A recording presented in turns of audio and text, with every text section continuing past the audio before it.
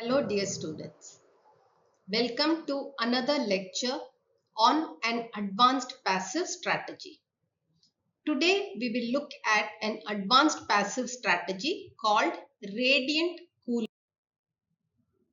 So let us look at the advanced passive design called radiant cooling system in today's lecture. So radiant cooling is an energy efficient cooling technology that, unlike traditional forced air systems that cool the air, employs chilled radiant surfaces like ceilings, floors, walls to directly absorb the heat radiated by objects and people within a space. It creates a comfortable, even distribution of coolness without the need for visible and noisy equipment. Radiant cooling systems work by circulating chilled water through a network of polymer pipes installed in floors, walls, or ceilings. This network of pipes can turn the floors, walls, and ceilings of a conditioned space into cooled surfaces that evenly absorb heat energy.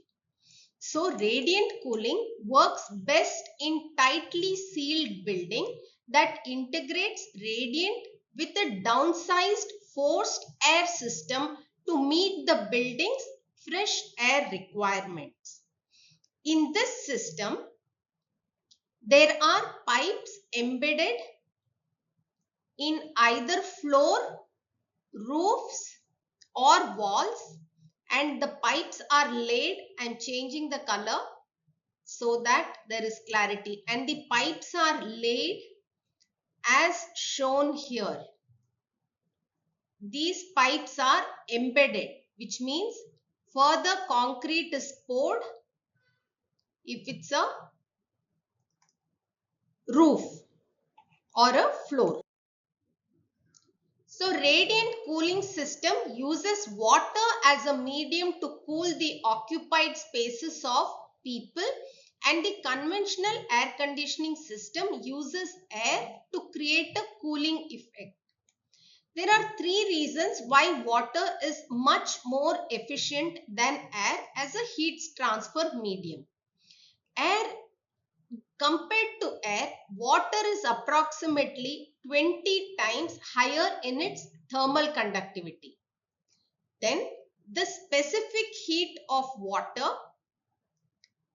is 4 times that of air. And the density of water is much more compared to air. So, here you can see these figures where the specific heat of water, thermal conductivity of water, and density of water is much higher than that of air.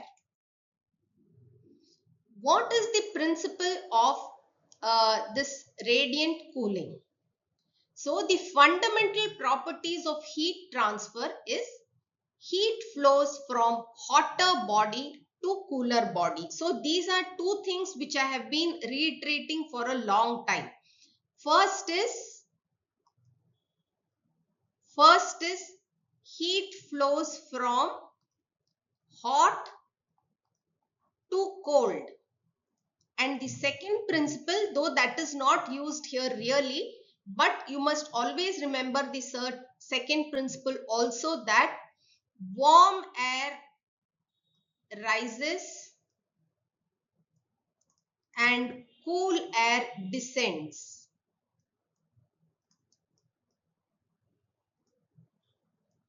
So, like in almost all of the advanced passive strategy, in this strategy also both these principles will be used. So, in any room, constant heat exchange happens between the human being and the surfaces around, say the floor. So, between the floor, either heat is radiated from the floor. If the wall and the floor is warmer, from the ceiling heat is radiated, apart from the fact that there is conduction of the human being whenever he touches any particular object, and that can also cause heat exchange through conduction. Again, if there are any apparatus like a computer or any machinery here which is likely to radiate heat. So there is constant exchange of heat inside a room because every system seeks to have an equilibrium. So until all surfaces have the same temperature, there is a constant exchange of heat between the elements inside a room. The surface temperature of all objects in a room radiates, and this is the mean radiant temperature. That is the basic principle of this system. So in this system, suppose the ceiling has a temperature of 80 Fahrenheit and the temperature of the air in the room is 70 Fahrenheit. I have said that heat transfer happens between hot part to cold part, and therefore there is radiation of heat from the pipes which have warmer water. Therefore, by doing this, the person inside will not find it cold because he has heat getting radiated from whichever surface where the pipes are embedded, whether they are walls, roofs or ceiling. Similarly, if the roof has a lower temperature, if it is cool and the room temperature is warmer, then you have to make the room cooler. What happens? When you have cold water running in these pipes, there is radiation from the floor and the wall, and that gets absorbed by the water, which becomes warm in its outlet. So warm water comes out of the tube. So the principle of radiant cooling system is the passive intelligent radiant cooling concept, that is controlled and cooled by the water pressure, are done by like city water or tap water. Even when the outside air temperature is over 36 degrees centigrade during the cooling period, natural city water has a temperature of approximately 28 to 30 degrees centigrade in principle, because the city water is supplied at least 90 centimeter under the water. So this is the principle of earth air tunnels. So in earth air tunnels, this principle is adopted where the sub-earth temperature remains constant throughout the year, and at a depth of about 4 meters, it follows the average annual temperature of that place. Therefore, when the outside in summer is 36 degrees centigrade, the temperature at 4 meters depth would be the average of that place, because in summer if it is 36, then we will assume in winter it is 20 degrees centigrade. Therefore, this will be about 28 degrees centigrade, and therefore when the summer temperature is 36 degrees centigrade outside, the water temperature through the pipe, if it gets through municipal corporation, will be about 28 degrees centigrade. So radiant cooling systems have been embedded in the ceiling of homes, taking advantage of the thermal mass to provide a steady cooling effect. Typically designed in conjunction with radiant heating, radiant cooling systems can circulate chilled fluid through the same network of embedded plastic tubing. This network of tubes can turn floors, walls and ceilings into cool surfaces that evenly absorb sensible heat energy, including radiant energy from solar gain, people, lights, computers, any other heat radiating gadgets, printers, etc., in addition to some convective heat transfer from the air. So in this principle, there are tubes which are embedded in the concrete floor, and in these tubes run cool water, and because the water is cool and there is heat, the room is warm or heat radiated, what happens? This transfer of heat takes place, and in this process the room becomes cooler. So heat transfer occurs whenever there is a temperature difference between two objects within a space and continues until both objects are in thermal equilibrium. So this is the law of nature. According to a formulation of the second law of thermodynamics known as Clausius statement, heat cannot naturally flow from a colder temperature to a hotter temperature. In other words, heat will always naturally flow from hot to cold. So heat transfer will happen only between hot to cold. So this happens in three different ways: conduction, convection and radiation. A radiant cooling system uses all three modes of heat transfer, which is conduction, convection and radiation. Let's look at what actually happens. Circulating water is more efficient than circulating air because of its physical and thermal properties. Water can carry 3,400 times the energy that air can carry for the same volume. This property of water is used to achieve a maximum advantage in a radiant cooling system. Also, the natural way the human body dissipates heat is mainly through radiation. So, if you have a human being, he has heat transfer through conduction.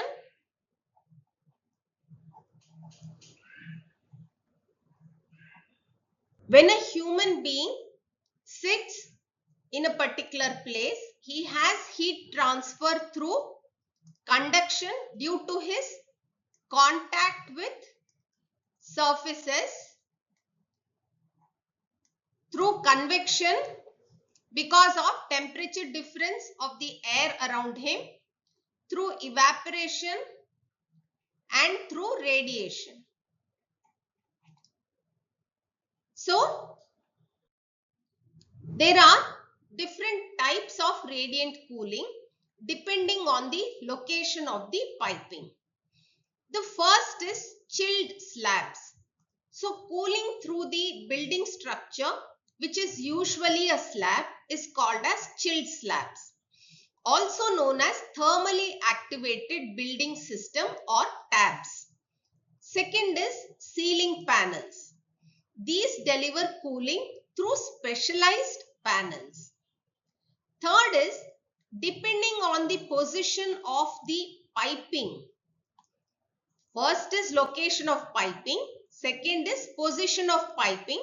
The radiant system is usually classified as slab on grade, suspended slab and topping slab. So, based on where you place the pipe, you have these three classification of radiant cooling system. What is slab on grade? Slab on grade installation is the most popular technique used in commercial construction when the tubing is inserted straight into the structural slab. So, the tube is inserted into the structural slab, and it is advised to place a vapor barrier between the compacted base material and the radiant slab, such as a high density polythene sheeting. Insulation may be essential to the radiant floor system's correct and effective operation. The path of least resistance is where heat energy moves. When insulation is used properly, heat is directed towards the designated area. This is particularly crucial in regions with high water table or wet soil. Additionally, a well-insulated system has a faster response time. This system, which can be used for radiant heating and cooling, stores and exchanges thermal energy using the building's concrete mass. The second one is a suspended slab. So in multi-story buildings, structural slab on metal deck installations are typical for the higher stories. Radiant tubing installation is quite similar to slab on grade installation. The major or primary distinction is the insulation, which is usually placed to the underside of the deck using either a foam or using a wire mesh rebar to hold the foam in a rigid place. Then there is the topping slab. A tube can be inserted in a non-structural topping slab for installations on existing slab or in situations where the structural engineer or local government does not permit installing tube within the structural slab. So this system can be a good alternative for a retrofit, or when the local bylaws do not permit having a tube inserted in the slab. Slab on grade installations and this installation technique are extremely comparable because it does not offer any structural support. The topping slab is usually thinner. It is only about 3 inches and it is referred to as a low mass structure. Because of the insulation layer's thermal break, it will respond faster yet have less thermal mass. So this is how basically it works. This picture shows the schematic diagram of a radiant cooling system. Pipes are embedded in concrete slabs or floors, and during the hours when it is occupied. So for cooling, radiant system uses both thermal mass and nocturnal cooling. Chilled water in the pipes is supplied through conventional chiller. So through the conventional chiller, you get the cold water, and this cold water keeps moving through the slab like this, and then what happens? The indoor equipment, human being, computer, they all generate heat. This heat creates the air to become warm.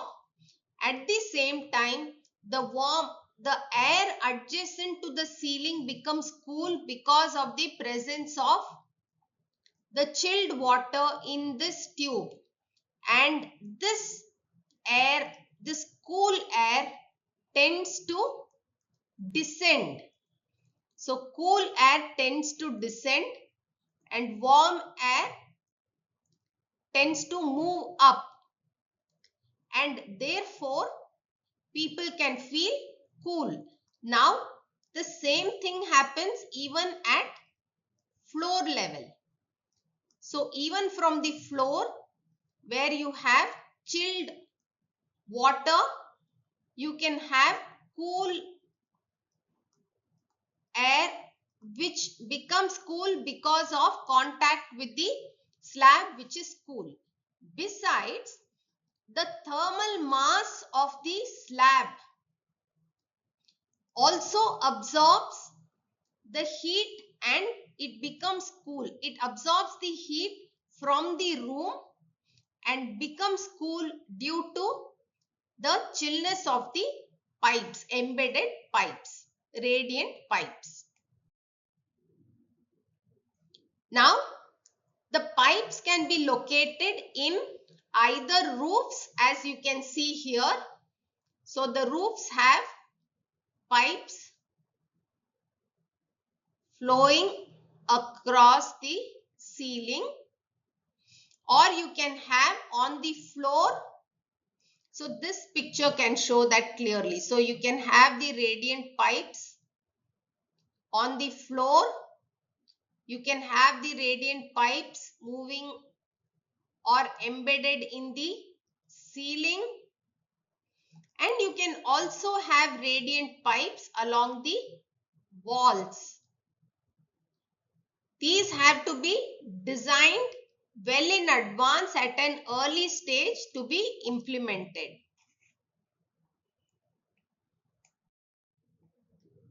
So how can we make the radiant cooling system more efficient?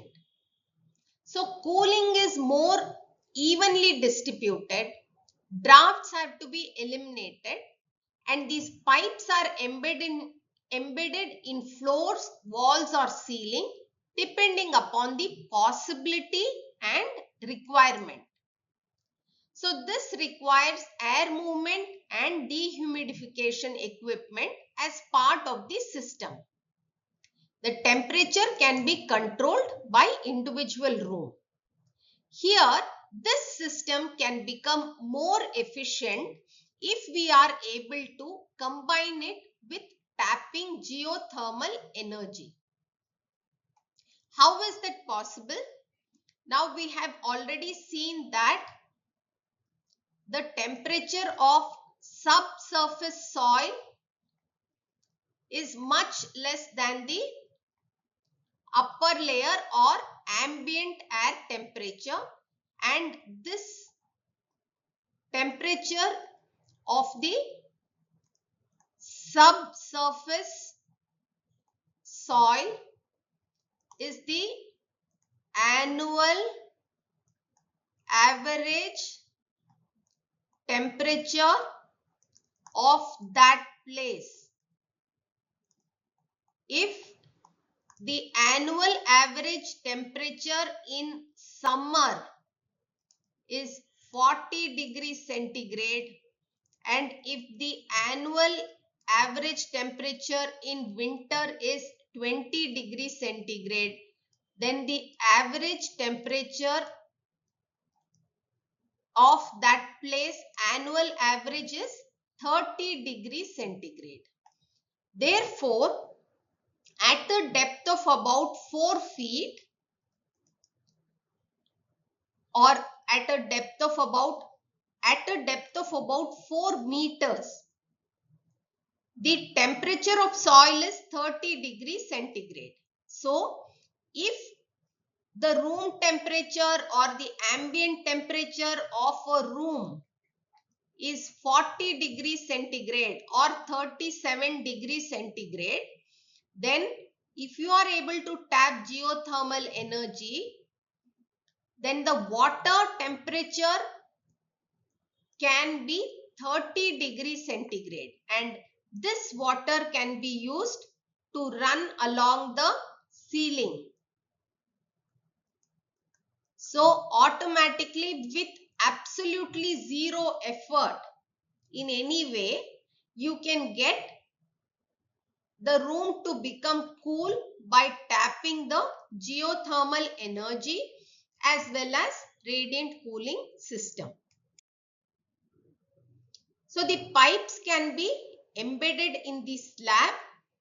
They can be designed for the spacing.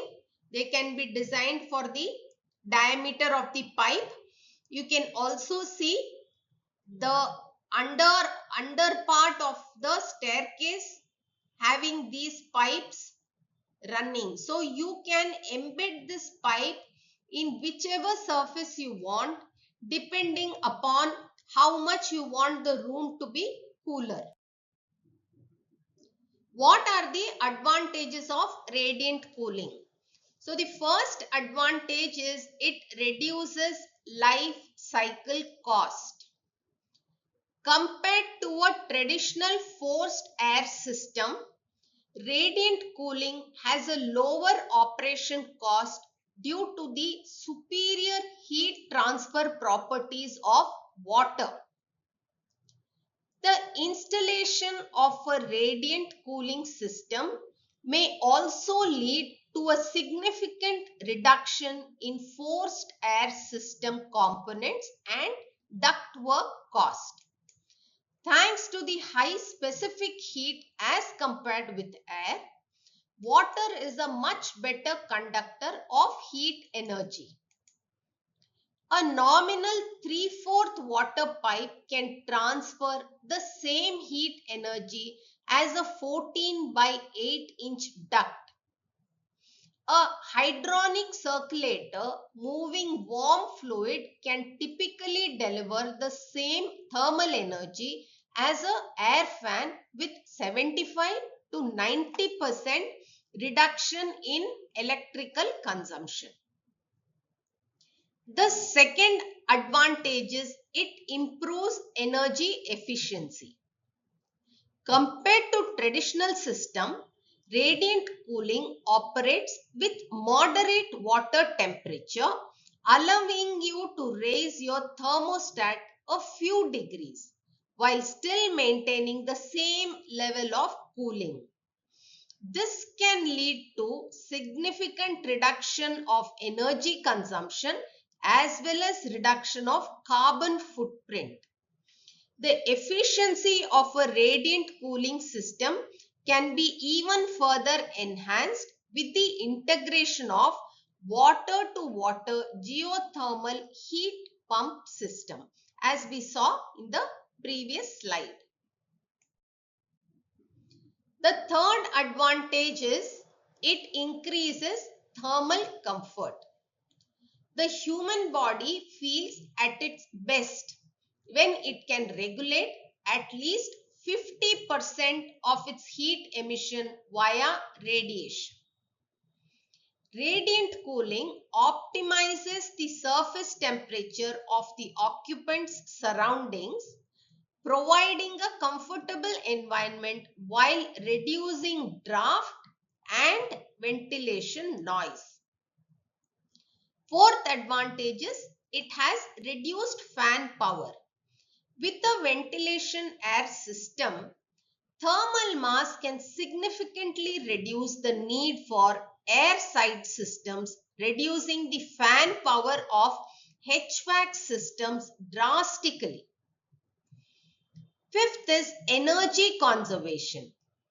Additional savings due to lower supply temperature of chilled air can cause a lot of energy to be conserved. Sixth is there is no energy compromise. There is no noise. There are no drafts. And you can't see the pipe. You can't see the pipe. The pipes are embedded or hidden. And therefore, there is no compromise on aesthetics. Besides, it's a sustainable solution. The radiant cooling techniques has a zero ozone depletion potential and global warming potential, reflecting one of the best environmentally friendly cooling techniques. Radiant cooling also provides better adaptive comfort to the occupants. In the coming years, where protecting the environment is of significant concern, radiant cooling can be a very good cooling system. Another key benefit of radiant system is the great architectural freedom afforded by a system that is hidden in the floor or slab or wall.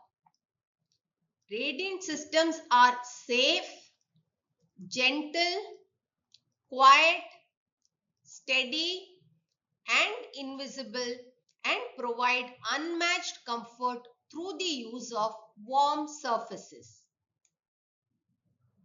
It of course comes with its own set of limitations. So their limitations can be, first is they can have malfunctioning. Sections with leaking or blocked radiant pipes have to be closed, disrupting supply in the process. This can also lead to condensation issues. Condensation reduces cooling capacity. Hence, an efficient envelope with non-operable windows is required. Condensate formation on the cold radiant surface can result in water damage and molds to be formed. Third is maintenance issues. Complicated controls require skilled maintenance staff because it's not easy to maintain temperature below 23 degrees centigrade with the help of only radiant cooling. But that is also its advantage if we are able to maintain 23 degrees centigrade just with the help of radiant cooling. Although potentially suitable for arid climates, radiant cooling is problematic for homes in more humid climate because of condensation on the panels. When their temperature is below the dew point of the air in the room. So condensation can occur when the temperature is below the dew point of the air in the room. The house must be kept dehumidified. In humid climates, simply opening the door could allow enough humidity into the home to allow condensation to occur. Besides, there is high capital in expenses for the system because you have to spend for the tube and the labor. Let us look at a few case studies. The first case study is the L&T Hazira at Surat, Gujarat. It has a hot and humid climate with high latent heat load. The design condition is that the indoor design temperature should be 25 degrees centigrade and relative humidity should be 60%. Here, the radiant cooling was used for the ground floor.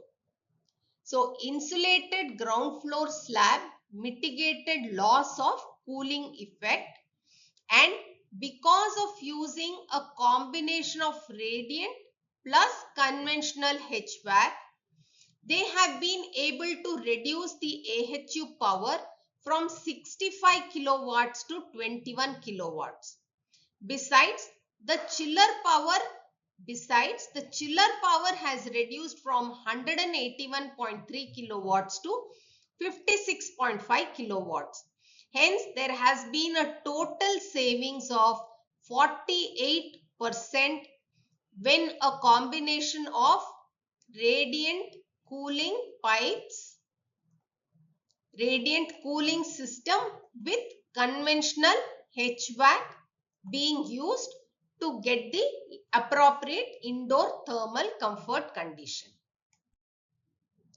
The next case study which we will see is the Infosys Pocharam campus at Hyderabad. In this campus, you can see there are two symmetrical forms or two symmetrical blocks along the central core.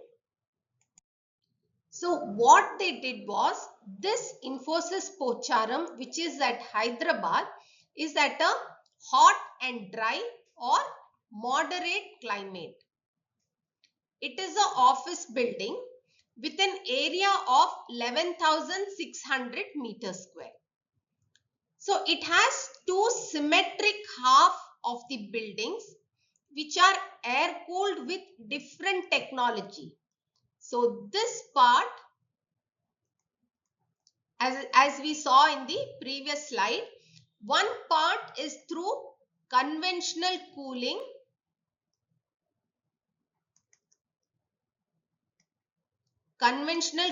system, whereas the other half is cooled through the radiant cooling system. Low pressure piping and ducting distribution system is installed. The capital cost of the radiant system is 3,302 INR per meter square, whereas the conventional system was installed at a slightly more rate of 3,327 rupees.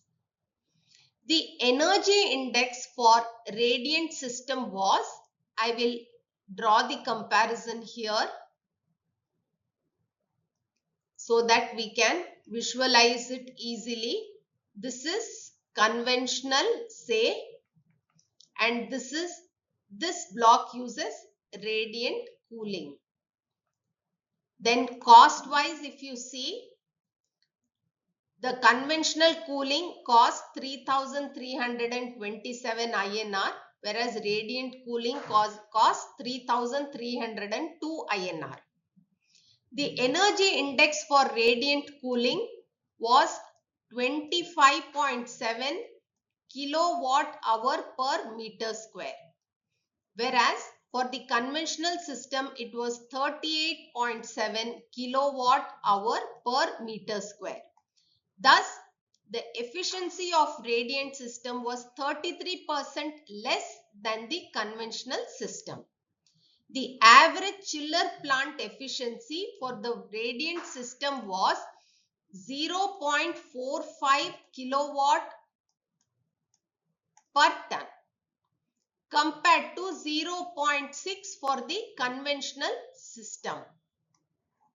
The quantity of water required by the radiant system is 1/5 as compared to the water requirement of the conventional chiller of similar capacity.